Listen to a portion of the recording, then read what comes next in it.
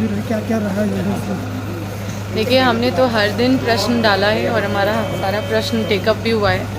बस ये जो बीजेपी वाले लोग सदन में चिल्ला चिल्ली करके और सदन को मतलब नहीं चलने दे रहे थे, इस चीज़ का काफ़ी आघात हम लोगों को, हम विधायकगण को पहुंचा है, क्योंकि विधानसभा की बहुत सारी समस्या कोविड के बाद हम सोचे थे कि अभी धरातल पर उतरेगी और समस्याओं का निराकरण करवाएंगे।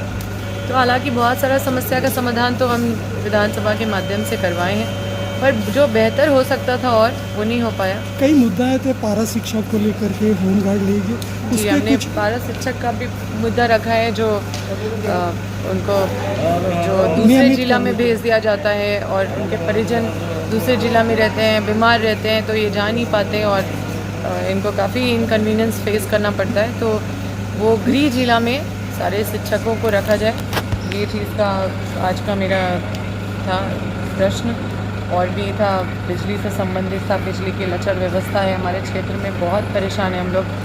और जो वहाँ के अधिकारी है बहुत मतलब जिस रवैये से वो लोग वहाँ पे बैठे हुए हैं, चाहे तार गिर गई है, वो 11,000 की तार गिर गई हो, किसी की जान जाने वाली है, उन पहले भी सचेत करने से जल्दी कार्रवाई होती नहीं है।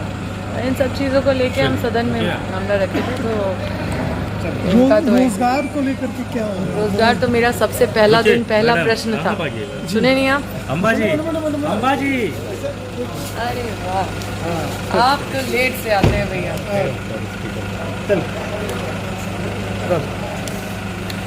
रोजगार को लेकर आप लगातार कर रहे हैं और आज जिस तरीके से हाउस के अंदर मंत्री ने कहा कि अगले महीने से लगातार रोजगार जो है, नियुक्ति जो है वो शुरू हो रही है, एक राहत की खबर। तो मोबाइल पीछे कर लीजिए। ये राहत की खबर है, लेकिन ये बहुत मैं अपने आप को अभी भी स्टूडेंट मानती हूँ। मैं अभी भी लॉ प्रैक्टिस करती हूँ और मैं स्टूडेंट लाइफ से ही निकल के यहाँ तक आई हूँ। तो जो अभ्यर्थी अभी आंदोलनरत हैं, जो आंदोलन कर रहे हैं, चाहे वो गवर्नमेंट टीचर हो, चाहे वो होम गार्ड हो, चाहे मतलब अलग अलग वर्ग के अभ्यर्थी हैं, तो उनको तत्काल में कैबिनेट से उनका सलूशन निकाला जाए, क्योंकि 2013 में भी कुछ उसी नियमावली के तहत बहुत सारी नियुक्तियाँ हुई थी। अभी उस नियमावली पे सवाल उठ रहे हैं, ज़रूर गलत होगा, लेकिन अगर जब नियुक्ति हो चुकी है पहले, तो फिर से, क्योंकि अभी अभ्यर्थी काफ़ी डिमांड कर रहे हैं, इधर उधर जा रहे हैं, भूख हड़ताल कर रहे हैं, सबके घरों पे वो घेर के बैठ रहे हैं, तो उनके लिए मैं अभी भी आपके माध्यम से भी मैं प्रार्थना करूंगी कि इस पे थोड़ा संवेदनपूर्वक इस पे निर्णय कैबिनेट से विचार करके इसका समाधान निकालें।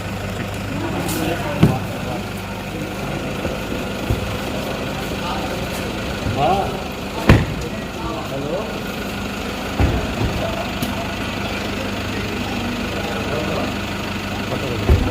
आपको देखिए ना, आपको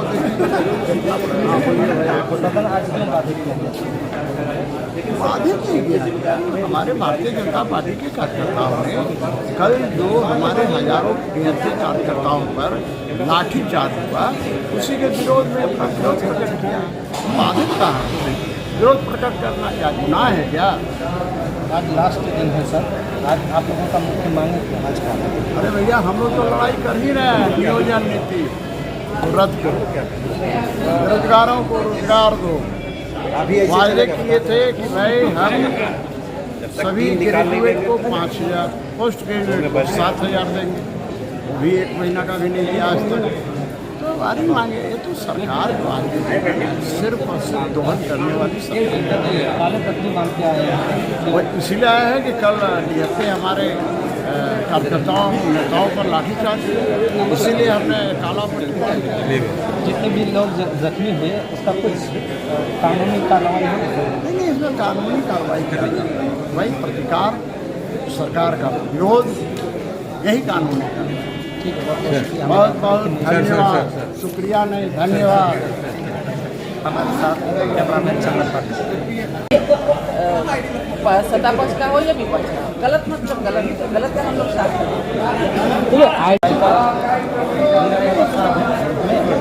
आज के समय में जो होगा खास बातें हुई, खास बात इसके बारे में बताइए। और क्योंकि देखा जा रहा है कि शुरू दिन से हंगामा पर हंगामा, हंगामा पर हंगामा, आज कैसा लगा? देखिए, हंगामा तो हर दिन होता ही है, चाहे हम पक्ष में रहें या विपक्ष में रहें। हंगामा का ये मकसद नहीं होता है हंगामा करना। किसी भी निर्णय, जब गलत निर्णय होता है तो उसका अगर गलत इफेक्ट जनता पे पड़ता है तो उसके लिए यहाँ पर हंगामा होता है। और हम लोगों ने जो ये चलते हम लोगों ने अगर हंगामा किया होगा तो हमें लगता है कि जन समस्याओं को हम नहीं रख पाए, क्षेत्र की समस्याओं को नहीं रख पाए, इसलिए यहाँ पर हंगामा होता है। जो लास्ट 7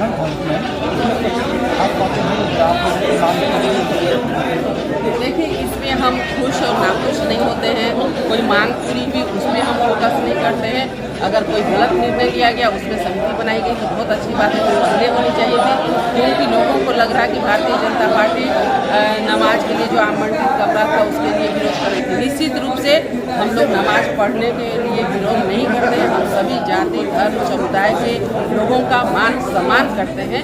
लेकिन अगर आज आप नमाज के लिए अलग कमरा आवंटित किए, कल बौद्ध के लिए, कल ईसाई के लिए, कल हिंदू धर्म के लिए, कल सरना धर्म के लिए, तो क्या आप लोगों को इस लोकतंत्र के मंदिर में बांटने का काम करेंगे?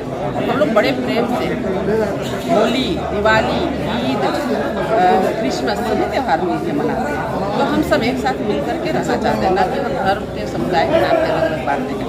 यही हमारी सुंदरता है और उस सुंदरता को बनाए रखना चाहते हैं। इसलिए ये बिल्कुल नहीं होना चाहिए था कि लोकतंत्र के मंदिर में ऐसे अलग अलग लोगों को अलग अलग बांटते हैं। देखिए, जनता की आवाज़ को आप लाठी डंडे से नहीं दबा सकते हैं और हमें लगता है कि ये काफ़ी दुर्भाग्यपूर्ण, जो बर्बरतापूर्वक लाठीचार्ज हुआ, ये बिल्कुल नहीं होना चाहिए था। आज हमारी महिला बहनें, हमारे आदरणीय प्रदेश अध्यक्ष जी और कई लोग घायल हुए हैं, तो ऐसा करना बिल्कुल सरकार को उचित नहीं होता है। और कहीं न कहीं सरकार आज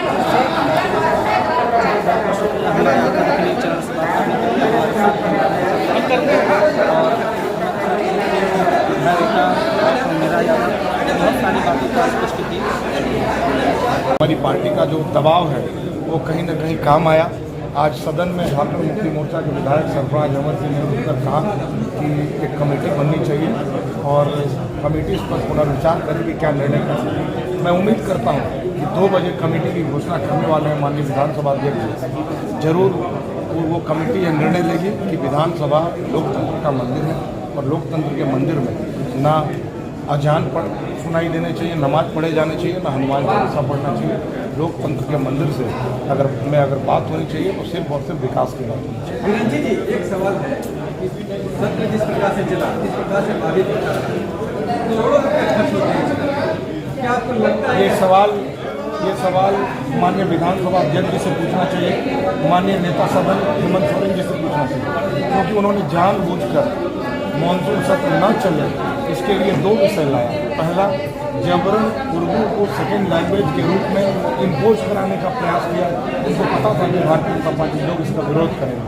और दूसरा, जिसकी आवश्यकता नहीं थी, नमाज कक्ष का आवंटन, तो वो जानबूझकर ऐसा किए कि हमें हाउस चलाने की जरूरत ही न पड़े। तो ये सवाल उनसे करेंगे तो ज़्यादा अच्छा जवाब है।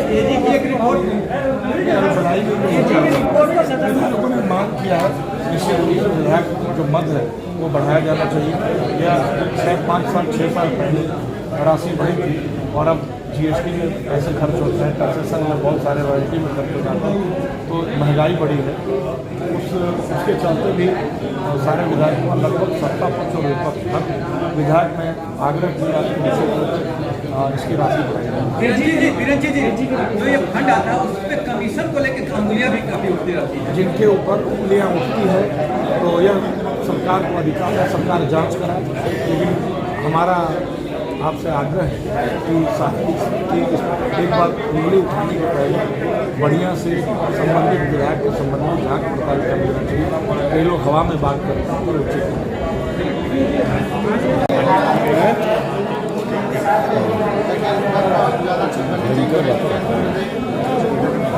मामला आ गया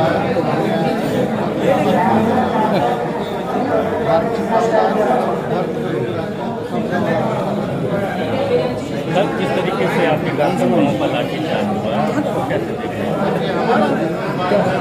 लगाने के लिए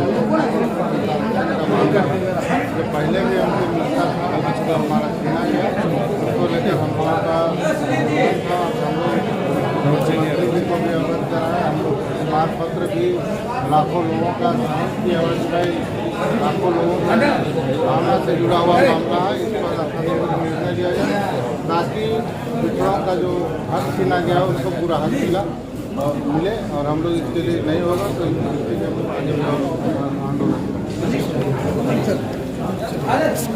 कोरोना काल की वजह से उनकी आर्थिक स्थिति थोड़ी बिगड़ी हुई है। आप देखिए, बहुत सारे स्टेट, मैंने तो क्वेश्चन भी डाला था, आया नहीं, बहुत सारे स्टेट जहां पर कोरोना के चलते जिनके अभिभावक की मृत्यु हो गई, स्वर्गवास हो गया, बगल में बिहार है, यूपी है, महाराष्ट्र है, हर एक स्टेट अपने आपदा प्रबंधन से 4 लाख रुपया उनके बच्चों की पढ़ाई के लिए, पेंशन 5,000 रुपया, लेकिन झारखंड सरकार ने एक फूटी कौड़ी देने का काम नहीं किया। आज बहुत दुख होता है कि सदन में हम लोग एक विधायक के रूप में आते हैं, जनता की आवाज़ को रखते हैं, लेकिन जिस तरह से नेगेटिव अप्रोच सरकार का है और जनता की जिनको परवाह नहीं है, इससे सरकार से उम्मीद नज़र आती नहीं है भविष्य में। हम हिंदू राष्ट्र बनाने का मामला उठाया आपका विधायक, कहाँ तक जाए? देखिए, इस देश में हम लोग देश के इतिहास में जाएंगे तो हिंदू राष्ट्र है और हिंदू यहाँ पर है, ओरिजिन भी हिंदू ही है और सभी हम लोग गर्व से कहते हैं कि हम लोग हिंदू हैं। समिति की जो अध्यक्ष ने किए हैं कि भाई जो पहले से किया जा रहा था, अध्यक्ष ने आज भी दोहराया इन चीज़ों को, आज भी दोहराया उस बात को कि भाई ये हमने नहीं किया। खुद नामधारी जी जो पूर्व अध्यक्ष थे, यहाँ के पहला अध्यक्ष थे, खुद उन्होंने कहा कि भाई ये मेरे समय में भी था। सत्ता पक्ष की आमतौर पर जिम्मेदारी होती है सदन चलाने की। अगर समिति का गठन पहले दिन ही कर दिया जाता तो फिर इस तरीके का बवाल अगर कोई करता तो वो सार्वजनिक हो जाते। पहले तो मनसा पे आपकी सवाल उठ रहा था। पहले भी हमने कहा है कि भाई ये कोई सवाल नहीं है, इसका समाधान होगा। आपने मुख्यमंत्री जी के पहले भाषण को सुना होगा, तो बोलो भाई जिन प्रश्नों को आपको उठाना है आप व्यवस्थित तरीके से आइए, उसका हम उत्तर देंगे, उसके समाधान निकालेंगे। लेकिन उनको माइलेज लेना था, पूरे देश में उनको यही दिखता है कि कहाँ हिंदू, कहाँ मुसलमान, कहाँ मंदिर, कहाँ मस्जिद। उनके चश्मे में ही दाग है, उनको सूर्य में धब्बा ही लगता है, इसलिए ये परिस्थिति बनी है। आपकी सरकार दलित विरोधी है, ऐसा आरोप अमर बावरी ने लगाया। उन्होंने कहा कि सबका कार्य स्थगन पड़ा गया था। जब हमने मांग की तो हमको सिर्फ दलित होने के नाते ना तो स्पीकर खुद पढ़े और ना ही हमें पढ़ने का अनुमति दी। तो सत्ता को संरक्षण दे रहे हैं सिर्फ स्पीकर। देखिए, उनके कहने से ना तो कोई दलित विरोधी हो जाएगा ना कोई दलित समर्थक हो जाएगा। वो अपना सिंपैथी लेना चाहते हैं। बेचारी की ज़मीन खिसक चुकी है, तो इस प्रकार के रो के, गा के, नाच के, बजा के अपने ज़मीन को फिर से प्राप्त करना चाहते हैं।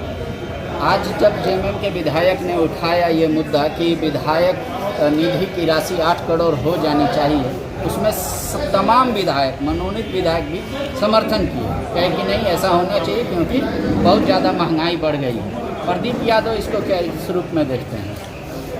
ये किस रूप में देखते नहीं है, सरकार क्या निर्णय लेती है, सरकार के पास कितनी राशि है, बजट क्या है।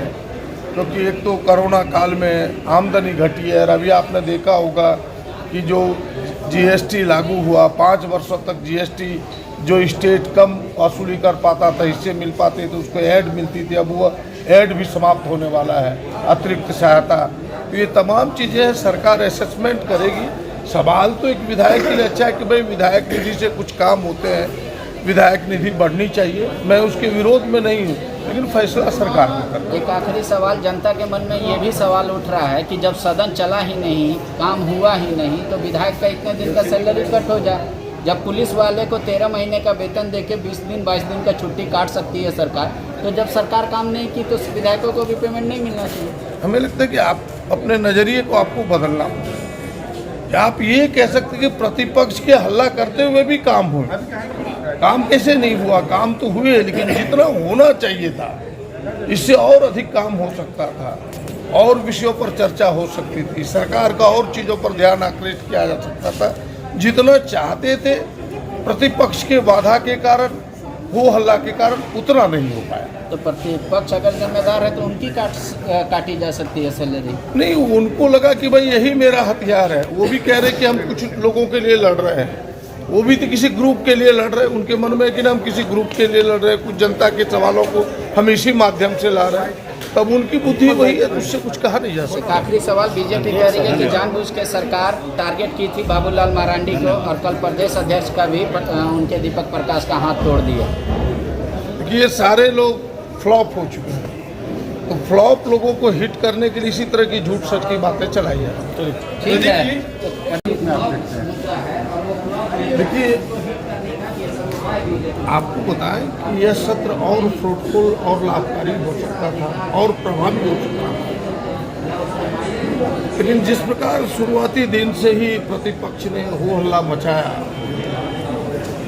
बाधाएं उत्पन्न की, और मैंने तो पहली बार जीवन में देखा कि भाई सत्ता पक्ष इतना शांत रहा, विधानसभा अध्यक्ष इतने शांत रहे कि रिपोर्टिंग टेबल पर चढ़ जाने के बाद भी, कागज की फाड़ाफाड़ी कर देने के बाद भी कुछ नहीं कहा गया, शांति तरीके से चलाने का प्रयास हुआ और कुछ अच्छे अच्छे सवालों के समाधान भी हुए।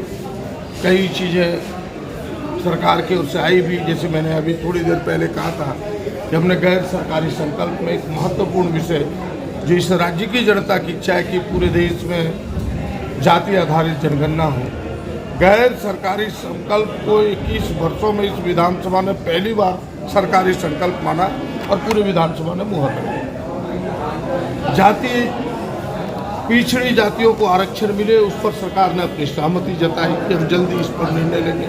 कई ऐसे सवाल आपने देखा होगा कि यह जो एसपीटी सीएनटी एक्ट के सवाल आ रहे थे, उनके रहते हुए आदिवासियों की जमीन छीनी गई, उस पर एक विधानसभा की समिति बनी। तो कई अनसुलझे सवाल थे, जिन अनसुलझे सवालों का इस बार समाधान करने का सरकार ने प्रयास किया और हमें लगता है कि और कई चीज़ें हो सकता था अगर प्रतिपक्ष इसमें सहयोग करता। प्रतिपक्ष जो प्रक्रिया कार्य संचालन नियमावली उसके तहत आती, तो हमें लगता है कि और यह प्रभावी और फ्रूटफुल हो।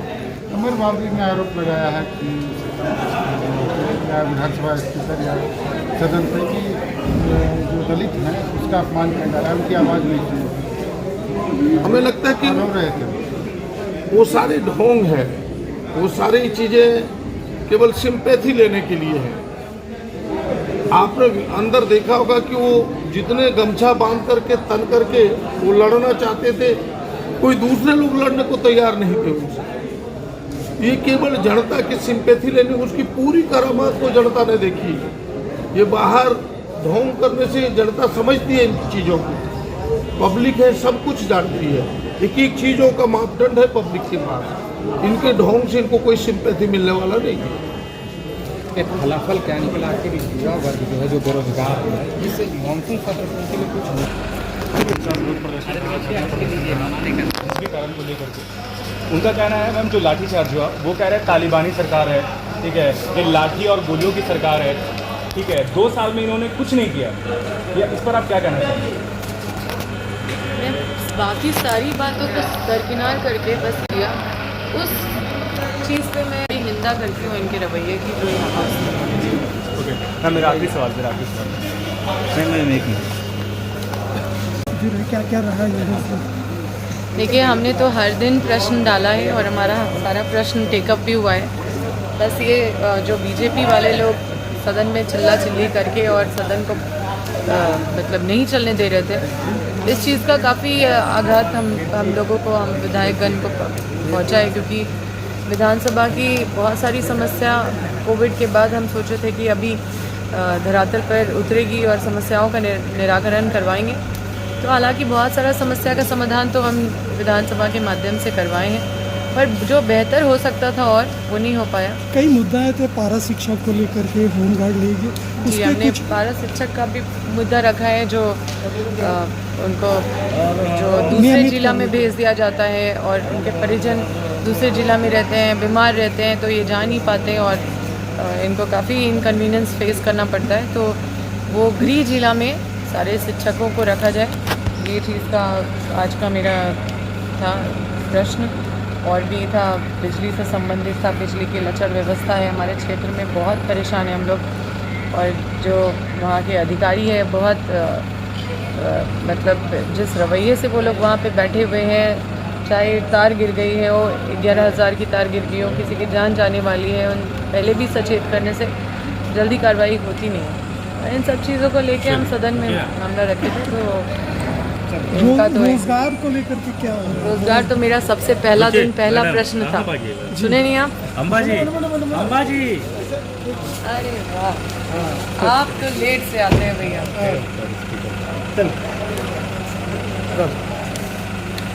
रोजगार को लेकर आप लगातार कर रहे हैं और आज जिस तरीके से हाउस के अंदर मंत्री ने कहा कि अगले महीने से लगातार रोजगार जो है नियुक्ति जो है वो शुरू हो रही है, एक राहत की खबर।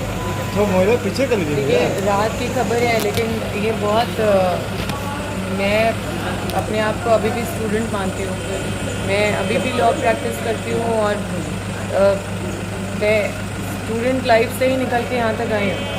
तो जो अभ्यर्थी अभी आंदोलनरत हैं, जो आंदोलन कर रहे हैं, चाहे वो गवर्नमेंट टीचर हो, चाहे वो होम गार्ड हो, चाहे मतलब अलग अलग वर्ग के अभ्यर्थी हैं, तो उनको तत्काल में कैबिनेट से उनका सलूशन निकाला जाए, क्योंकि 2013 में भी कुछ उसी नियमावली के तहत बहुत सारी नियुक्तियाँ हुई थी।